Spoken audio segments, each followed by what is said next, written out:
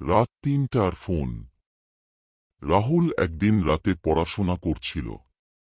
হঠাৎ তার ফোনে একটা অজানা নাম্বার থেকে কল আসে। সময় তখন ঠিক রাত ৩টা। সে প্রথমে ধরেনি, কিন্তু একই নাম্বার থেকে বারবার কল আসতে থাকে। শেষে সে কলটা ধরল। ওপাশ থেকে খুব আস্তে একটা কণ্ঠ বলল, আমি তোমার পিছনে দাঁড়িয়ে আছি।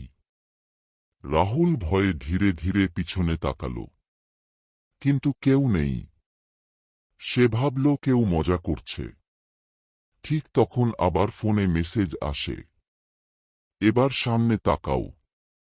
রাহুল সামনে তাকাতেই দেখে তার ঘরের আয়নায় তার পিছনে একটা কালো ছায়া দাঁড়িয়ে আছে। কিন্তু ঘুরে তাকাতেই আবার কিছুই নেই। পরদিন সকালে রাহুলের ফোনে শেষ মেসেজটা দেখা যায়, আজ রাতে আবার দেখা হবে, ঠিক ৩টায়।